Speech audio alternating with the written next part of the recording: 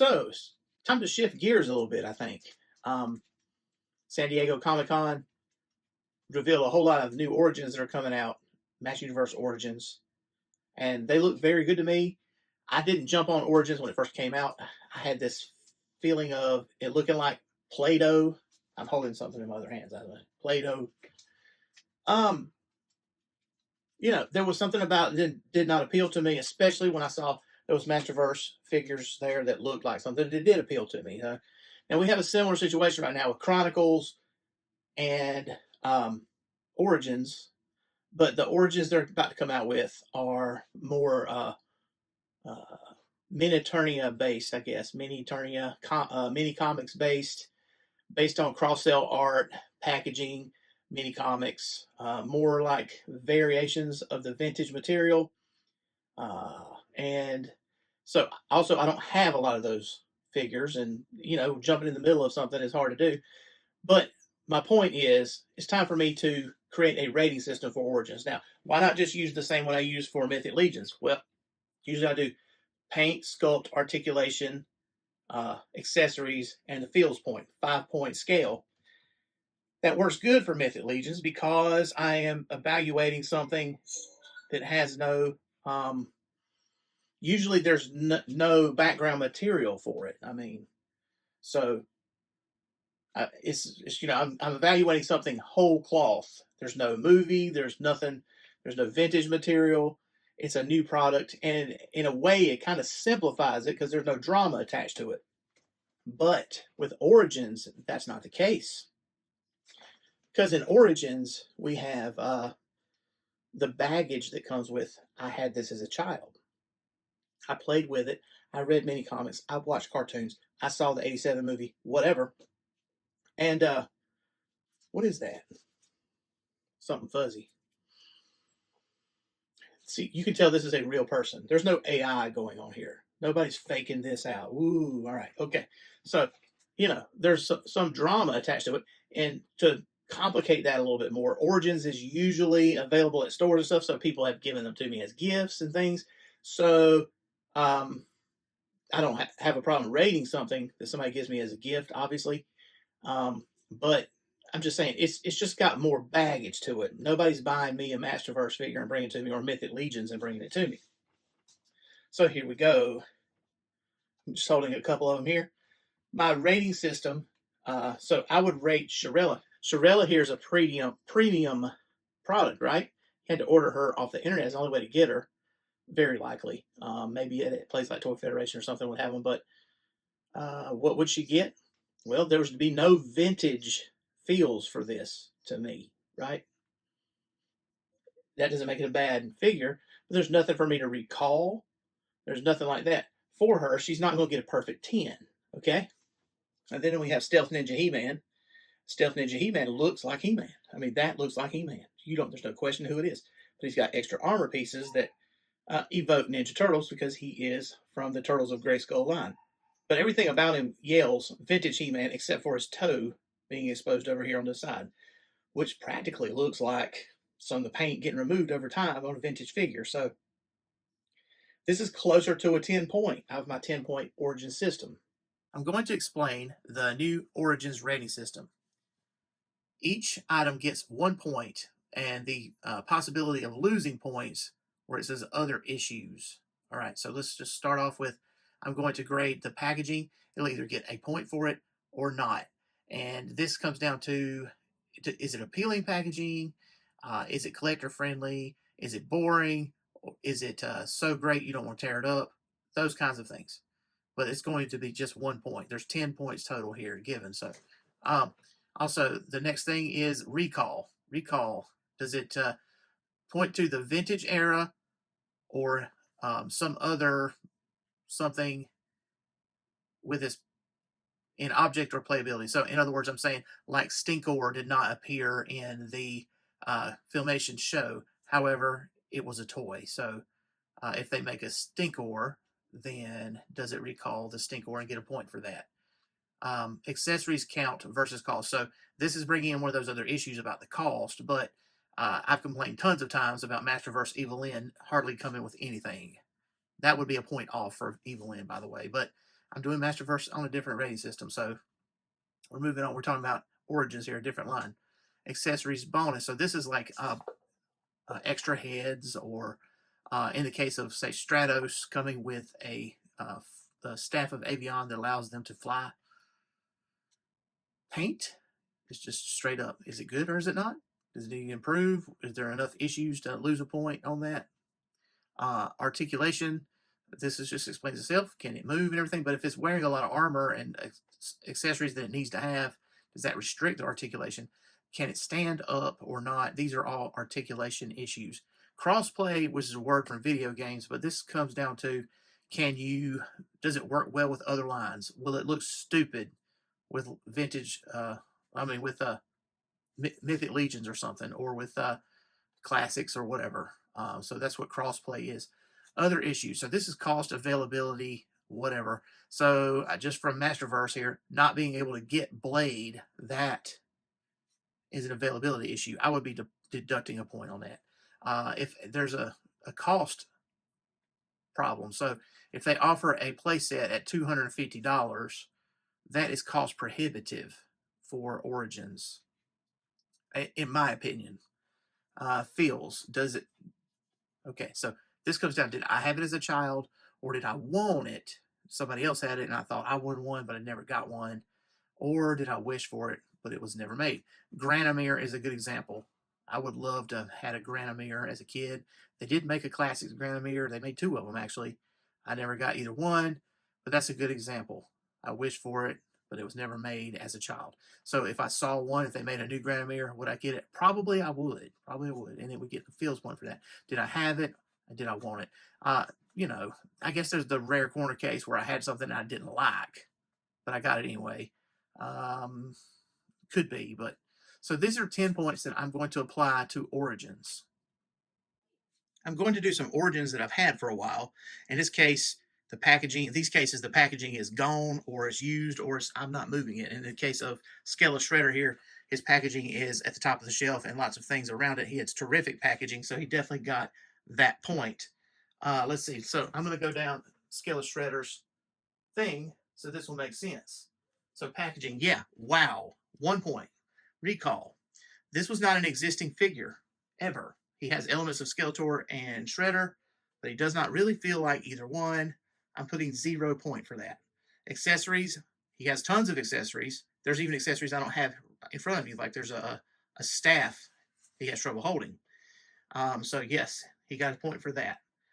Accessories bonus, you can take that top off of the throne and use that as an alternate head. To me, that's an accessories bonus.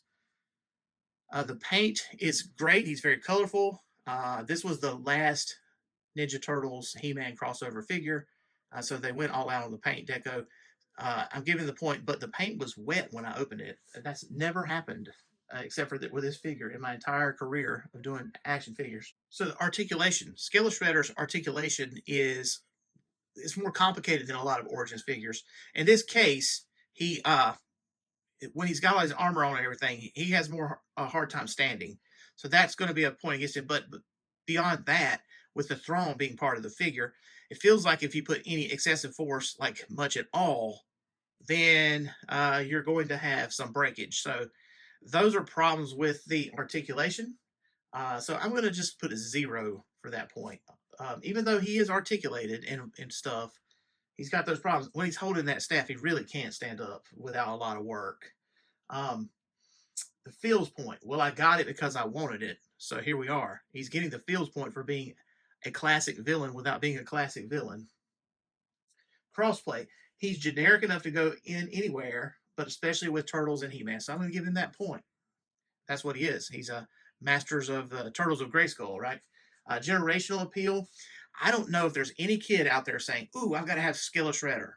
There's no media for him outside of those little mini comics. So I'm saying this one is a no point.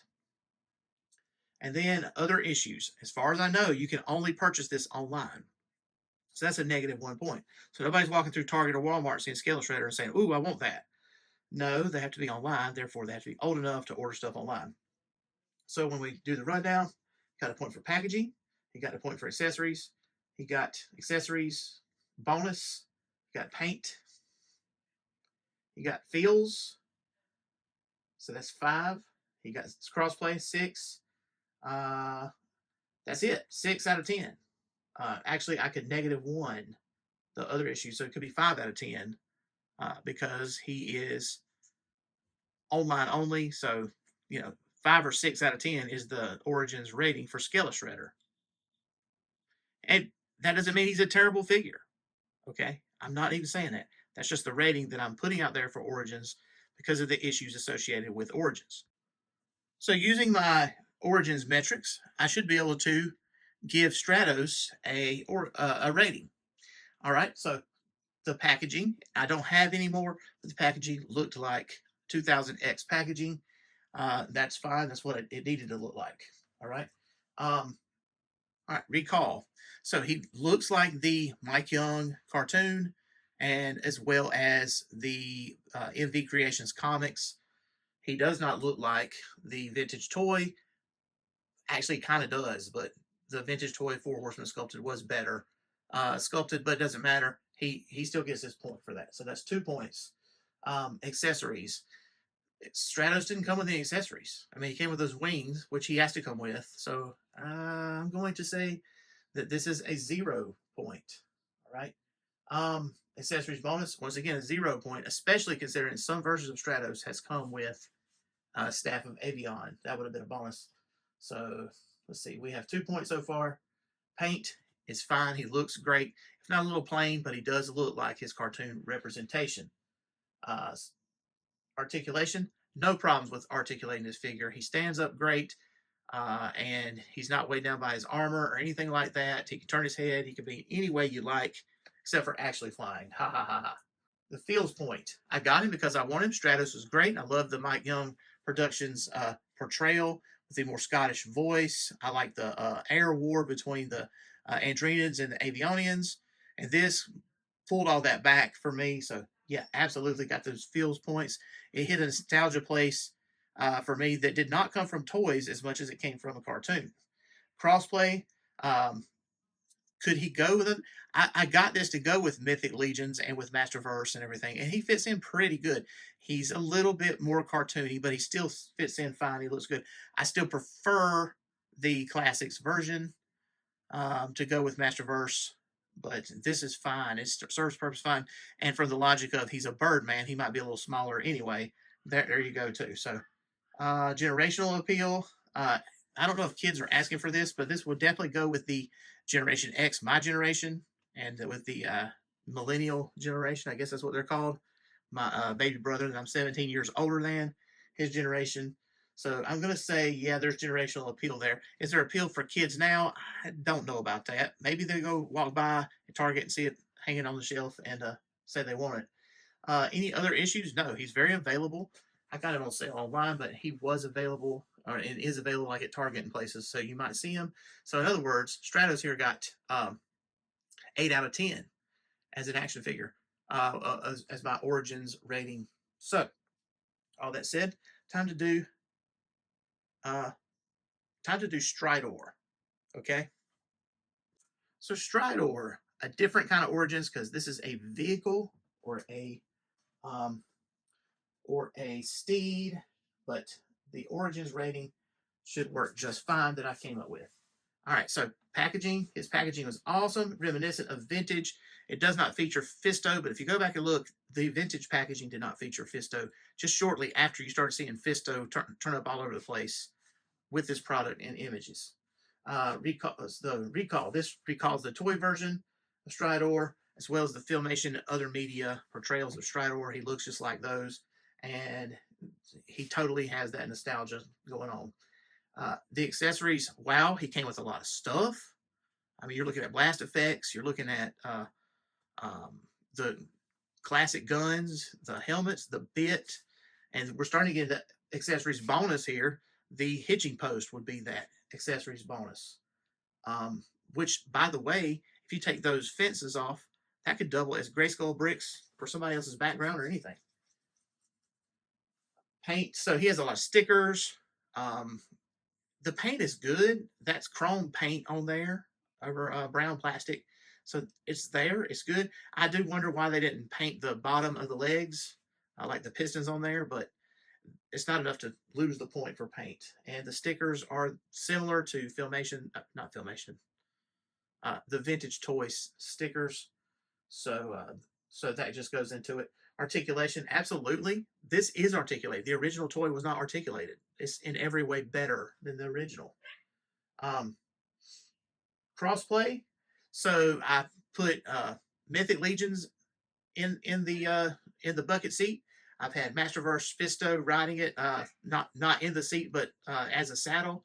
It works great. It's crossplay with other lines. It gets that point. Generational appeal. What kid would not want a robotic horse? But besides that, this was found. I've seen it at Walmart. I've seen it at places. I didn't pick it up because I wasn't collecting Origins, but it's not expensive. I paid $25 for it. Now it's starting to get a little more scarce. But truthfully, it's worth every bit of $25. And it's $25 too much for a kid's toy nowadays. It's probably about par for the course. And then any other issues? I can't take off any other points for that. So he's just going to get that point. That's the way this goes. All right. So that means Stridor has 10 out of 10 of Origins figures. I hope my Origins rating system is fair and makes sense. I'd like for you to give me feedback in the comments. Let me know how can I improve it. And, how would you rate them differently than I'm rating them? Thanks for watching. Thanks for listening.